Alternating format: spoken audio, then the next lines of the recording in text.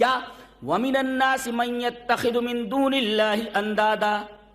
ان دلائل واضحہ کو دیکھنے کے بعد ہماری توحید کے لوگوں میں سے کچھ ایسے ہیں جو اللہ کے علاوہ معبود بنا لیتے۔ اتخاذ بھی بڑا زبردست لفظ ہے، بہت دلچسپ ہے، بنا لینا، ٹو میک، بنا لینا۔ گویا انہوں نے معبود بنا لیے ہیں، معبود ہے نہیں۔ ایک ہے معبود ہونا اور ایک ہے معبود بنانا۔ ان لوگوں نے معبود بنا لیے ہیں، معبود اللہ کے علاوہ کوئی ہے بھی نہیں۔ لفظ اتخاذ نے کتنی زبردست تعریف کی ہے، کمال کی تعریف ہے، اللہ اکبر۔ وَمِنَ النَّاسِ مَن يَتَّخِذُ مِن دُونِ اللَّهِ أَندَادًا۔ انہوں نے اللہ کے علاوہ معبود بنا لیے ہیں، یعنی اللہ کے علاوہ کوئی معبود ہے نہیں، ان لوگوں نے بنا لیے۔ ان کے بنانے سے کوئی معبود ہوتا ہے؟ بنا لیے۔ لفظ اتخاذ لایا گیا ہے، کتنا دلچسپ لفظ ہے۔ میں قرآن کا ایک ادنا طالب علم ہوں، ایک ایک لفظ کو دیکھتا ہوں تو میں حیران رہ جاتا ہوں، اور میں ایک مسلمان ہونے کی حیثیت سے نہیں بلکہ ایک عربی اسکالر کی حیثیت سے کہہ سکتا ہوں کہ اللہ کے علاوہ کسی کا کلام نہیں ہو سکتا۔ یہ شاندار اسلوب اور جو باکپن ہے بولنے کا، یہ کسی کلام میں نہیں پایا جاتا۔ دنیا کے اندر کوئی کلام ایسا موجود ہی نہیں ہے۔ وَمِنَ النَّاسِ مَن يَتَّخِذُ مِن دُونِ اللَّهِ أَندَادًا۔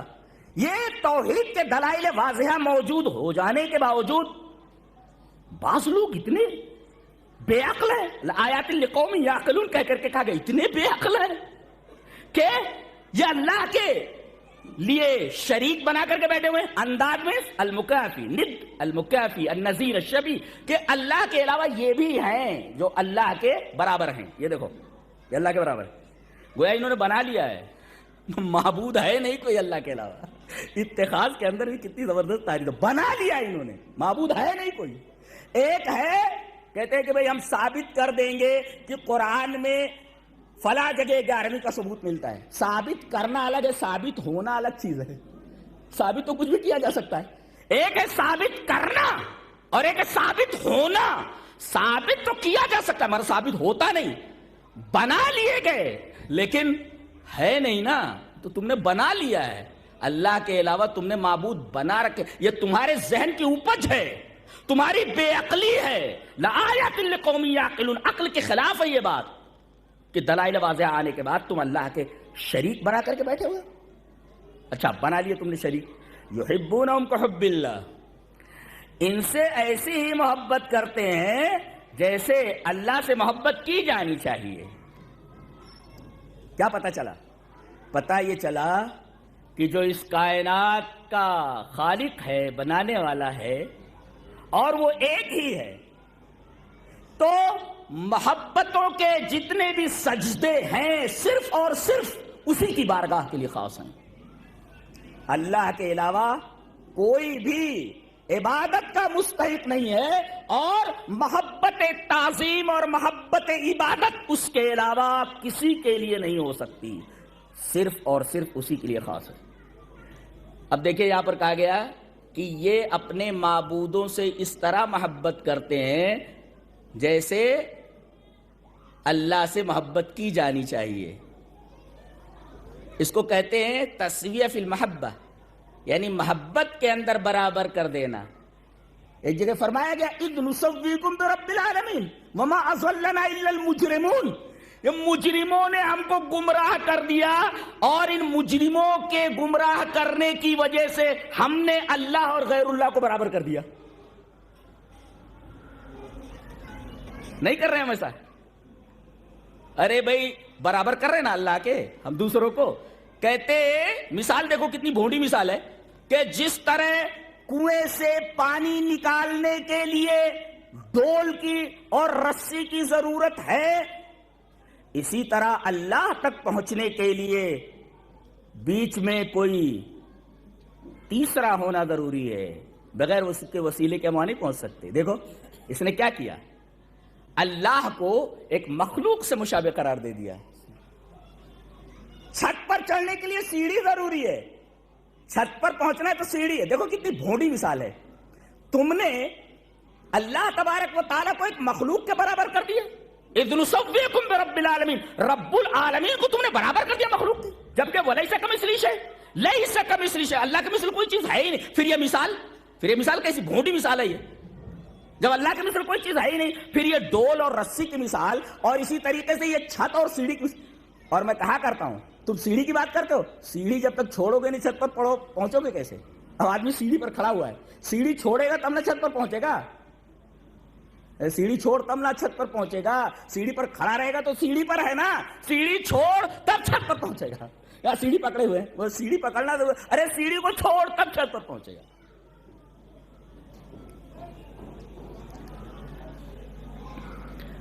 اور اگر کوئی اللہ کی محبت میں، محبت عبادت میں اور محبت تعظیم میں برابر کر دے تو اسی کو شرک کہتے ہیں. اسی وجہ سے اللہ تبارک و تعالیٰ نے آگے لفظ ظلموا استعمال فرمایا، وَلَوْ يَرَى الَّذِينَ ظَلَمُوا، گویا کہ شرک بہت بڑا ظلم ہے. اسی کی تشریح آگے کی گئی ہے کئی جگہوں پر، جیسے حضرت لقمان اپنے بیٹے کو نصیحت کرتے ہوئے کہتے، میرے بیٹے، میرے بچے، یا بنی لا تشرک باللہ ان الشرک لظلم عظیم.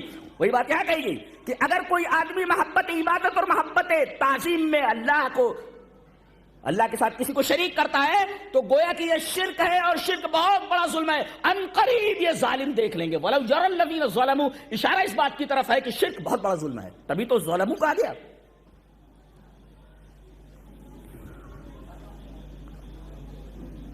اور ایک بات بولوں کہ یہ جو محبت ہے یہ بہت ہی عجیب و غریب چیز ہے، بہت ہی عجیب و غریب. ابن قیم رحمہ اللہ نے غالباً لکھا ہے کہ الدین کلہ یدور علی 4 قواعد، کہ پورا کا پورا دین 4 پلرز کے اوپر کھڑا ہوا ہے، 4 پلرز کے اوپر گھوم رہا ہے.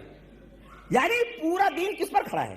4 پایوں کے اوپر، 4 کھڑا ہے، ایک ادھر ادھر ادھر ادھر ادھر، یہ 4 پلرز کے اوپر کھڑا ہوا ہے پورا دین. الدین کلہ یدور علی 4 قواعد، یہ 4 پلرز کے اوپر کھڑا ہوا ہے. کیا؟ حب وبغض ويترتب عليهما فعل وترك.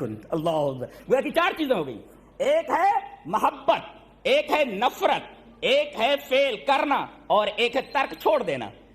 اب آگے لکھتے ہیں کہ اگر کسی کے پاس یہ 4 چیزیں آ گئی، محبت آ گئی، نفرت آ گئی، اور کرنا آ گیا اور چھوڑنا آ گیا، فقد استکمل الایمان، تو اس کا ایمان مکمل. کیا مطلب؟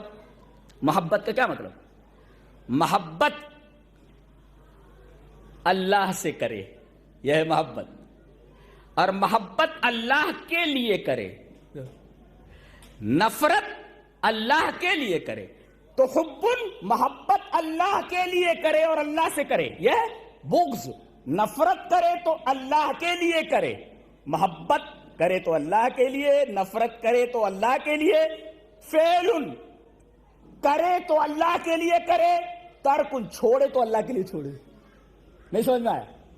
محبت کرے تو اللہ کے لیے، نفرت کرے تو اللہ کے لیے، اور کسی کام کو کرے تو اللہ کے لیے، اور کسی کام کو چھوڑے تو اللہ کے لیے چھوڑے. اب اگر یہ ساری چیزیں، یہ 4 چیزیں آ گئیں تو گویا کہ دین پورا کا پورا اسے مل گیا. یہ یہاں سے لے کر کے جاؤ، کیا یاد رکھو؟ حب، بغض، فعل، ترک، یہ 4 چیزیں جن کے اوپر پورا دین کھڑا ہوا ہے. یہ آپ اپنی زندگی میں لے آئے، پورا دین آپ کی زندگی میں آ گیا. یہ بہت بڑا آدمی بول رہا ہے، یہ ابن قیم ہے، یہ ابن تیمیہ کے شاگرد رشید ہے. بڑے لوگ کتنی بڑی بات کرتے. دیکھو، ایک ہے اللہ سے محبت، اللہ سے محبت. ایک طریقہ تو اللہ سے محبت کا یہ ہے کہ اس کے کلام سے محبت کر لی جائے. ارے بھائی، ہم نے اس کو دیکھا نہیں نا، تو اسے محبت کا ایک طریقہ یہ بھی ہے. بہت سارے طریقے ہیں. ایک طریقہ یہ ہے کہ اس کے کلام سے محبت کر لی جائے. تو جب اس کے کلام سے محبت کریں گے، اس کی بات سے محبت کریں گے، تو اللہ کہے گا ارے میری بات سے محبت کر رہا ہے، تو اس کی بات سے محبت، اللہ سے محبت. دلیل یہ حدیث پاک. وعن عائشہ رضی اللہ تعالی عنہ ان رسول اللہ صلی اللہ علیہ وسلم، یا ان النبی صلی اللہ علیہ وسلم بعث رجلا على سریۃ وكان يقرأ لأصحابه في صلاتهم فيختم بقل هو الله أحد. فلما رجعوا ذكروا ذلك للنبي صلى الله عليه وسلم فقال سألوه لأي شيء يصنع ذلك، فسألوه فقال لأنها صفة الرحمن وأنا أحب أن أقرأ بها. فقال النبي صلى الله عليه وسلم أخبروه ان اللہ یحبہ رواہ البخاری فی کتاب التوحید. حضرت امام بخاری رحمہ اللہ اس حدیث کو بخاری شریف کتاب التوحید کے اندر